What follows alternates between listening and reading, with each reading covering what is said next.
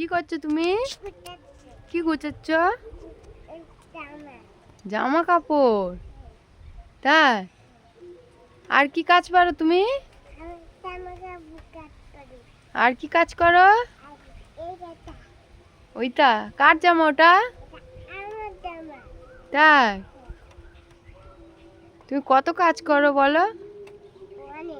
অনেক কাজ করো। কি কি কাজ করো? তুমি ঘর মুছতে পারো? আর